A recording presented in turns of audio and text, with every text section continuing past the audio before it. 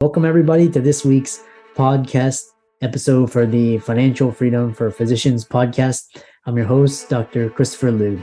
And as you know, I talk about 4 types of freedom: time, financial, location, health freedom. And in that light, I'm always searching for the best resources, information, people that are changing the world, influencers, thought leaders. So today we have Rachel Oz, and she's a psychologist, author. She's a art playgroundist. We'll find out what that means. Who loves listening to the beauty in people. So, it's going to be a very enlightened conversation. We're going to be talking all about psychology, caring for your inner child. So, I'll welcome Rachel to the show. Welcome. Oh, thank you for having me. Yes, like I said, we met through Podmatch, and I love people that are just doing very non-conformist things, changing the world. So tell us more about your story and how you got started, and we'll go from there. Great. Well, I've been a psychologist for almost 30 years and just love doing that. And I find that my therapy clients teach me so much, as well as me being there for them. It's such an honor to have that as a profession. And what I found is that in my early 40s, now I'm 56, but in my early 40s, I found myself really prompted to integrate more of me as I was as a child. So as a child, I loved being with my friends, so they're in listening to them and supporting them. There's the psychologist. But also as a young child, I loved drawing and I loved creative writing and I loved putting together colorful clothing. And so I just felt this tug on my heart to bring back more of me, more wholly and fully. And so thus here came, the author and all the other things. Yeah, that's quite, it's wonderful. We're always talking about, I was talking to one guest, and she was talking about as you go through life, we accumulate a lot of emotional baggage, a lot of trauma, and we just can't let it go and become more heavier and heavier and denser. But children are very light, like my nephew and nieces. They're just fun, and they do what they want, and that's almost like carefree. So I wish we could all go back to that state, but I think the world just beats us down. And I'm interested, what is art playgroundist? What does that mean? Yes. So the classic thing that people will say is I'm an artist, and I have no trouble embracing that.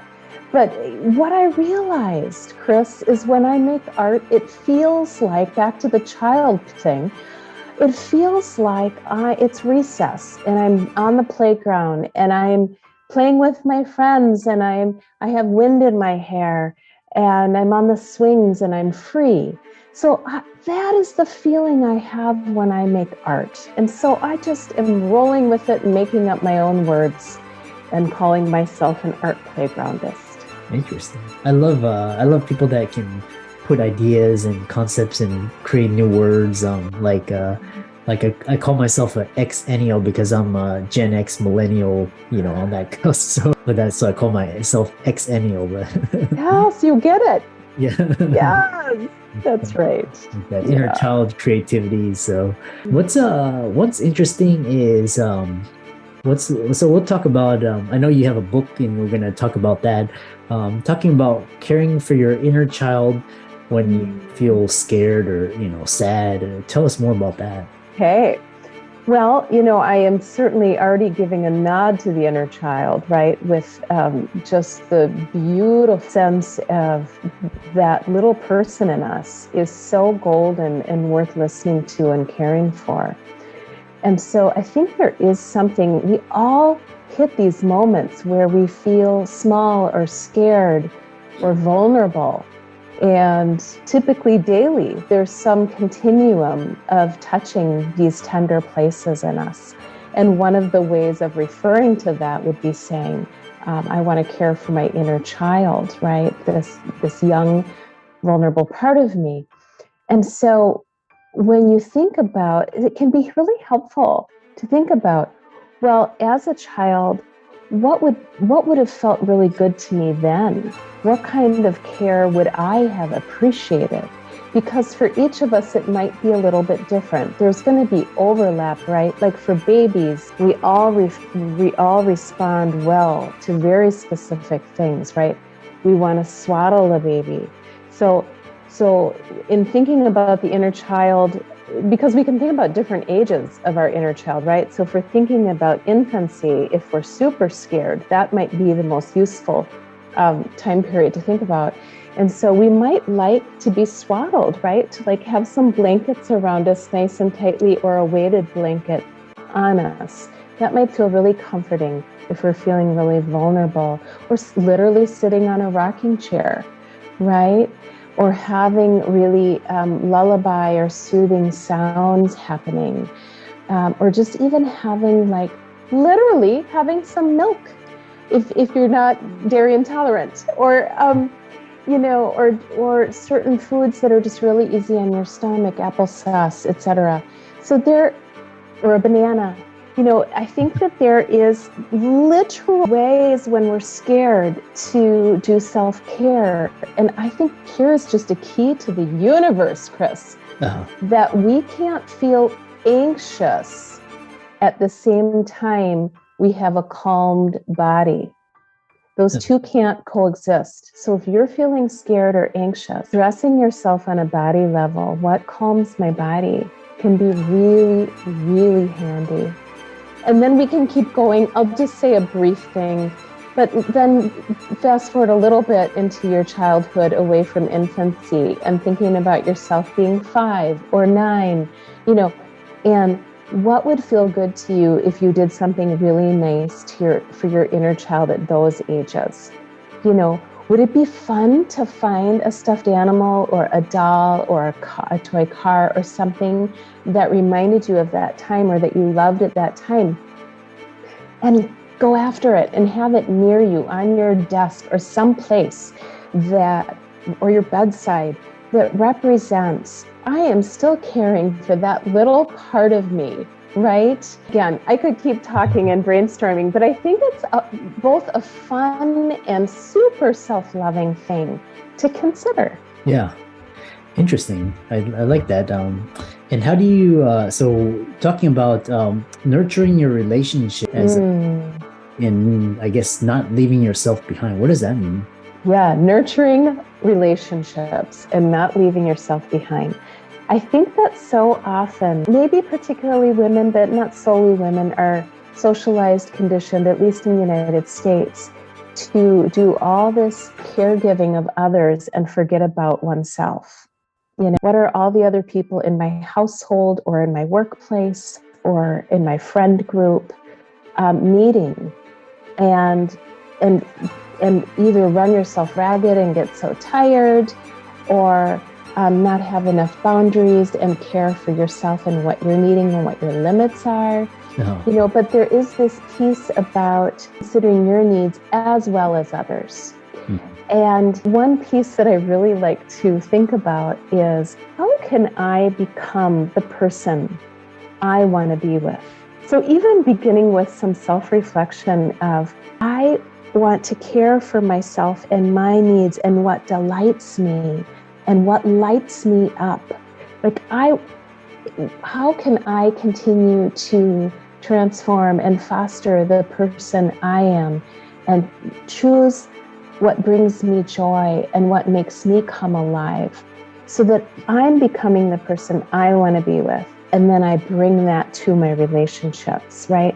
So again, not leaving me behind. And of course, if I am more fulfilled and full of light and deeply cared for and attended to within myself, oh my gosh, of course my relationships are going to benefit. I guess the last thing I would say, Chris, about all of that is that some of the hardest times in our relationships with each other is when conflict and tension arise, right? And I think that a wonderful mantra and thing to try to remember is, when conflict or tension arises in my connection with others, it is always an opportunity to love myself. So for example, if I oh gosh, if I forget an appointment with somebody, it's an opportunity to love myself. If I say something that's a little bit sharp to somebody and I feel bad about that, it's an opportunity to have compassion for myself and love myself. Of course, to learn from it and say I'm sorry and all those things, but also to love myself. And when I'm not getting in my relationships what I might need and what might be healthy, it's an opportunity to love myself. I love that.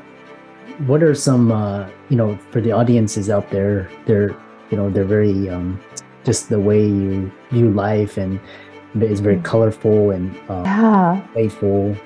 What are some self-care practices that you do or you can recommend? When it comes to being colorful and playful? Yeah. Okay. Well, I would say to consider all the different parts of your life. I'll just say maybe just literally a couple different parts to consider, okay? One would be your clothing, okay? So just to share a quick story. So in my adult life as a psychologist, I remember thinking, how do I dress professionally, right?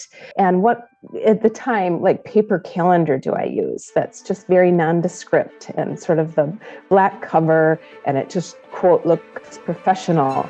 And, what is the sort of suit or, sort of classic sense of how you dress. And there came a time when I felt like secure enough in my profession and what I was up to that began to alter because what started calling me inside myself was joy and authenticity. And so, and I realized, of course, that's what I want for my clients too, joy and authenticity. And so I remember starting to pick paper calendars that were more colorful and delightful to me. And I remember thinking, can I really use that with my clients? I don't know if it looks professional, but it makes me happy. And maybe I need to model that as well. Free to be you and me. And then the next step was my eyeglasses that I wear. I remember years ago being in Dayton's department store, trying on different glasses in the teeny little mirrors you could kind of look into and see. And I remember putting on what I thought were reasonable looking glasses, and they were. And then I'd put on this purple and green swirly pair, and then I'd giggle in the mirror. And then I'd try on the other pairs, then I'd put the purple green ones on again, and I'd giggle in the mirror. And then I thought, I can't argue with my joy. And I chose the purple green ones. And it just became a snowball, Chris, in my life of choosing what made me feel alive, what brought me joy, which also trickles into self-care. And I did that with food as well. And with, choice of relationships, what feels most joyful and life-giving. And it's just a snowball and brave decisions because there's vulnerability in being seen in who you are. Yeah. Interesting. So I know you've written a book about, this topic and, helping clients. Tell us more about the book and all of that. Okay, great. Well, my fourth book has just released. All my books are fully illustrated and colorful. I remember later in grade school grieving that picture books turned into chapter books and where did the drawings go? So I've brought those back. And also all of my books are personal growth books and gift books. And so this newest one is called The Relationship Book. And the subtitle is A Soulful, Transformational, and Artistic Inventory of Your Connective Life. And so this book spans all kinds of different relationships, starting with relationship with yourself, to animals, food, clothing, with human beings, community, and with divinity. And it includes, every page spread includes an anonymous client quote from my therapy office that they all gave me permission to use that took my breath away in some way. And that's coupled with the drawings and my written reflection that's a little bit poetic or prose-like, but it's meant to be a reflection for the reader. And the end of each chapter has a whole bunch of questions if you want to do a book club or if it's just for your own personal reflection about where do I find myself in all of this. But mostly The whole thing is about really being more intentional and loving with yourself and considering all these different kinds of relationships. Interesting. Yeah, I love that. Yeah, I love your perspective and how you're incorporating it, and how have you seen this very innovative ideas and concepts applied in your practice? Well, first of all, in my practice, my clients are also inspiring me. Thus, I have their quotes in here. Hmm. So again, the humility of I sit at their feet as much as they at mine.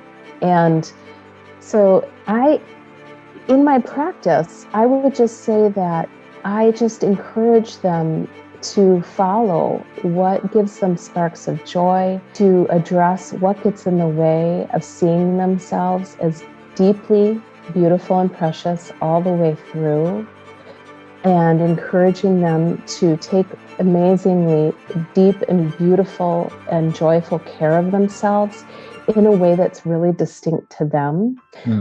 So for example, in this book, one of the page spreads in the first chapter, Relationship with Myself, is all about when standard self-care practices aren't quite lifting or shifting your mood, to go ahead and try experiences that you find are wild and beautiful. And so things like I'll just read this quick quip from the book.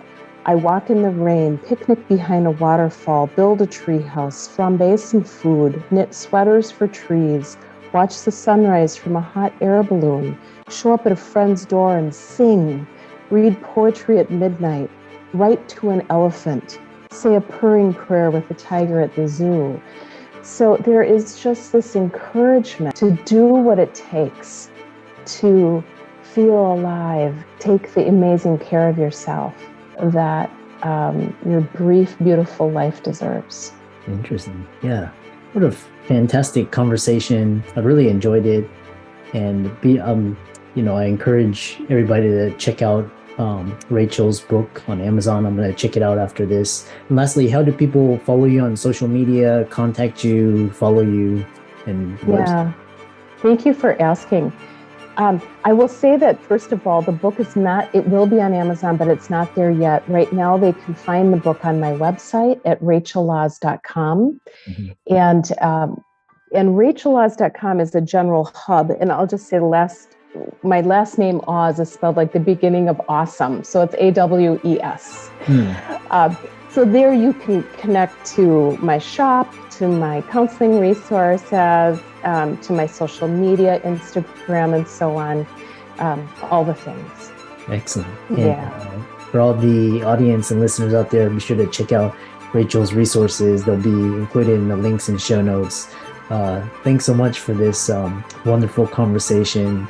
I learned a lot, and we look forward to hearing about your future success. Thank you for having me, Chris.